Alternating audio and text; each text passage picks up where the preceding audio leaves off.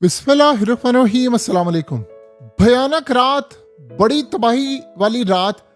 America ने Iran पर जो अटैक किया, ईरान के ब्रिजेस उड़ा दिए इन्होंने। पहली दफा ऐसी सूरत हाल देखने को मिली है कि अमेरिका ने ईरान के ब्रिजेस, अब ये जो रिसेंट जंग में, उड़ाने शुरू कर दिए।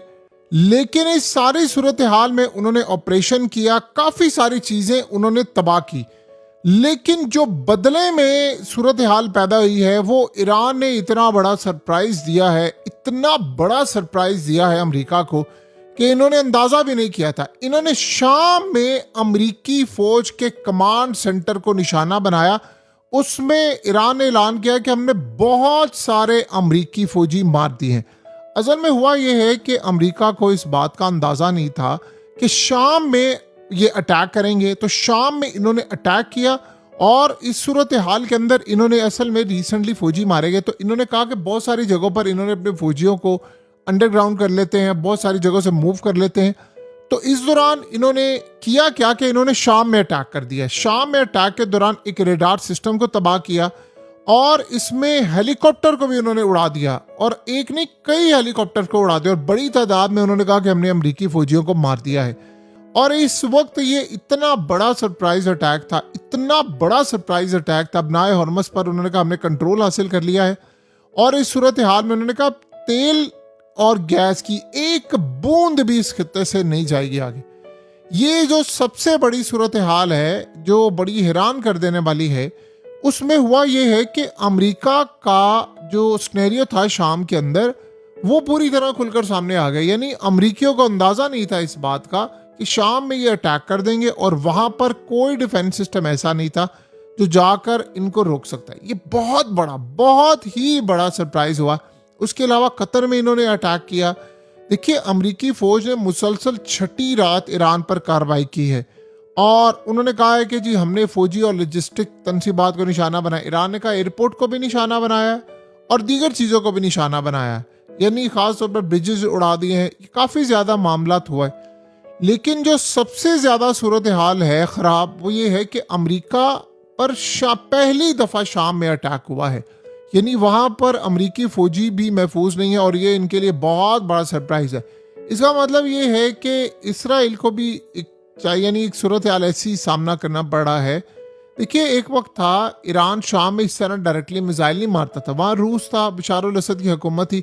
लेकिन अब उन्होंने अमेरिकियों को डायरेक्टली यहाँ पर टारगेट किया है, और ये इतना सरप्राइज था कि अमेरिकी फौजियों को अंदाजा नहीं था। आपको पता है, शाम के अंदर इन्होंने डिफेंस सिस्टम भी नहीं इनके पास उस लेवल के हैं, और होते भी तो वो रोक नहीं पाते। शाम में अटैक करने का मतलब है कि आप सीधा इसराइल पर अटैक करें, बिल्कुल एक तकरीबन करीब ही है। वहां पर ना तो अमेरिकी फौजी तैयार थे। अब रिसेंटली हुआ ये कि अमेरिका ने अपने बहुत सारे हाई लेवल के जो कमांडोज थे वो शाम में मुंतकिल कर दिए। इन्होंने रिसेंटली अटैक किया तो ईरान के फौजी उसमें मारे गए, तो ईरान ने उसका बदला लेना था।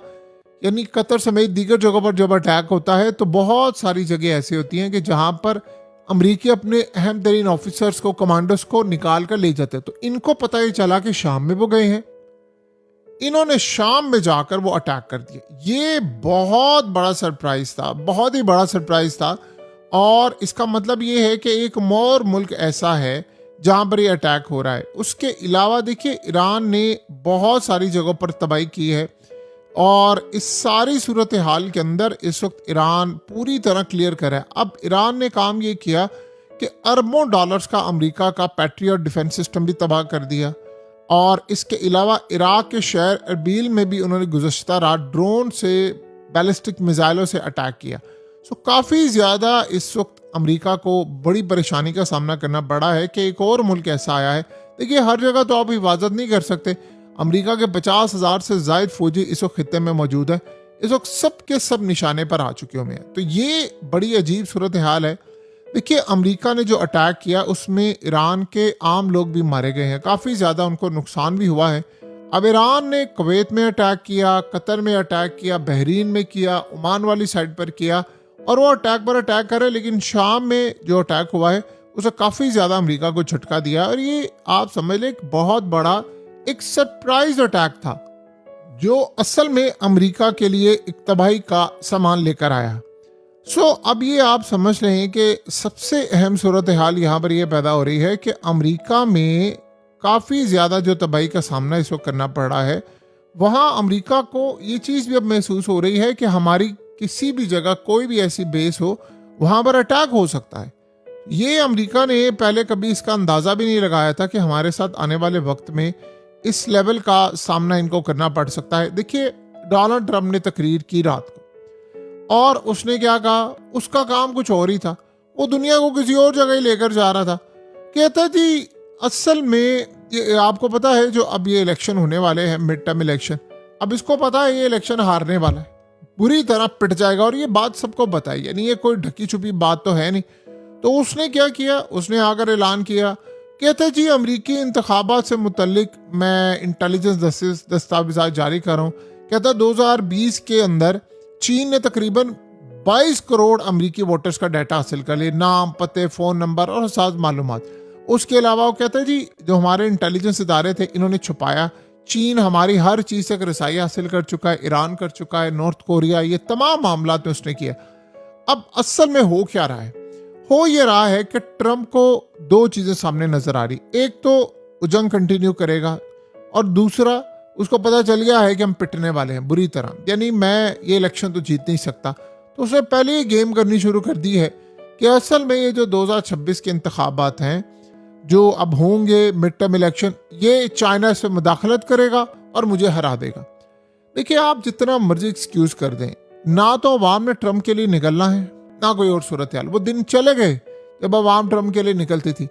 लोग इतना बेजार आ चुके हुए हैं इस बंदे से, इतना बेजार हैं कि आप ये देखेंगे कि इतनी बुरी तरह ये बंदा पिट जाएगा, इतनी बुरी तरह पिटेगा कि जिसका तस्वुर भी नहीं किया जा सकता। अब आप दुनिया को जो मर्जी कहते रहें कि जी हालात ख़राब हैं, फलाना है, ऐसे है, पूरे मीडिया ने ट्रंप की ऐसी की तैसी कर दी है और कहा है कि अगर तुम ऐसी सूरत हाल सामने रखोगे हम तुम्हें छोड़ेंगे नहीं, यानी जलील करेंगे, बेइज्जत करेंगे। ये अमेरिका के लिए बहुत ज़्यादा चैलेंजिंग सूरत हाल पैदा हो गई है कि उसके प्रेसिडेंट देखिए पिट रहा है बुरी तरह। अब आप सोचें, दूसरी जानिब जेडी वेंस और ट्रंप की आपस की लड़ाई है। यहाँ पर अमेरिकी अखबार ने दावा किया कि ट्रंप फौज भेजने के लिए तैयार है। जेडी वेंस कहता है मैंने फौज नहीं भेजनी, हम नहीं फौज भेजेंगे। दोनों आपस में लड़ रहे हैं, ये भी एक बहुत बड़ा चैलेंज है। जेडी वेंस कहता है कि फौज नहीं भेजनी, ये कह रहे हैं कि फौज भेजनी। वो कह रहा है कि जी अगर करना है कुछ तो अमरीकी अवाम के टैक्स के पैसों से नहीं होगा, अंदर से ईरान के अवाम खुद उठे और रजीम चेंज कर ले। और रजीम चेंज का जो हाल आयतुल्लाह अली खामनाई के जनाजे पर सारी दुनिया ने देख लिया, वो तो आप भूल जाएं। तो फिर बताएं कि ऐसी सूरत हाल में क्या हो सकता है। अमेरिका बहुत ज़्यादा इस वक्त परेशानी की सूरत हाल से दो चार है। देखिए, सबसे बड़ा चैलेंज यहाँ पर यह बना हुआ है कि अब ईरान ने जो ऐलान किया है कि ना गैस जाएगी ना तेल का एक कतरा जाएगा, तो दुनिया तो फिर लॉकडाउन की तरफ जा रही है ना। क्योंकि अब देखिए, उन्होंने कहा है कि बिजली घरों को अटैक करेंगे, तो बाबल मंदब से रेड सी से 8 से 10% सप्लाई भी खत्म, तो 30-32% सप्लाई तो गई ना आपकी। और कुल मिलाकर फिर आप इसको 35% पर ले जाएं। अगर ये सूरत हाल इतनी ज़्यादा शॉर्टेज है, गैस की शॉर्टेज है, खाने पीने का सामान, सब कुछ शॉर्टेज है, आपने करना क्या है फिर? आप स्टॉक मार्केट को बढ़ाते जाए, बस ऐसी सूरत हाल है। उसका तो फिर हशर नशर हमने देख लिया है। यानी इलॉन मस्क की अगर सूरत हाल देख लें, स्टॉक मार्केट के नंबर्स क्या है, हवा में है ना। यानी आप सोचो, इलॉन मस्क ने 2 दिन के अंदर $400 अरब गवा दिए, और फिर $100 अरब बना लिया, फिर $150 अरब फिर और मजीद बना लिया। यानी क्या पागलपन है कि आप सिर्फ नंबर्स पर हैं। उसके पास कैश होगा ज़्यादा से ज़्यादा $2 अरब, और बाकी सारा जो कैश है वो है ही नहीं उसके पास। तो उसके पास क्या है? कैश की बजाय उसके पास असल में वैल्यू है नंबर्स की। ये स्टॉक्स के अंदर है, लोग कमा रहे हैं, नहीं कमा रहे, जा रहे हैं, नहीं जा रहे, ये बस यहाँ पर ऐसा मामला होता है। तो अमेरिका के लिए एक वाकई चैलेंजिंग सूरत हाल है। अमेरिका इस चैलेंज को देख रहा है, लेकिन जो अब उनके फौजियों पर इस तरह अटैक हो गए हैं, तो इसका मतलब है कि फौजी कहीं भी महफूज नहीं है। ऊपर से यमन को उन्होंने कह दिया है कि आप जब अटैक करेंगे तो आपने अमेरिका के अड्डों को नहीं टारगेट करना, आपने नेवी को टारगेट करना। अड्डों को हम टारगेट करेंगे, समंदरों में आप अमेरिका को पकड़ना। देखिए, यमन एक ऐसी बला है जो अमेरिका के गले पहले भी पड़ी हुई थी, अब भी पड़ी है। अब आप ये सोचे, जेडी वेंस अगर ओपनली ये बात कह रहा है, ओपनली वो कहता है जी इसराइल पैसा लगा रहा है वो अवाम की राय बदलने की कोशिश कर रहा है, ये सारा काम कर रहा है। और इसराइल ये चाहता है कि ये मुआहिदा टूटे और ये जंग हो। तो आप सोचें कि अगर ऐसी सूरत हाल है, इस लेवल पर मामलात हो गए हैं, तो फिर तो खुदाई हाफिज हो जाएगा ना इस पूरी की पूरी लड़ाई का। अब सबसे बड़ा मसला अमेरिका के लिए वही है कि ये लड़ाई अब उसके गले पड़ेगी, लेकिन वो अपने साथ पूरी दुनिया को डबोएगा। देखिए, ईरान अगर तबाह होता है तो वो खुद भी तबाह अगर होता है तो वो आधे वर्ल्ड को साथ लेकर जाएगा, और आधा वर्ल्ड फिर किसके खिलाफ होगा? इसराइल और अमेरिका के खिलाफ होगा।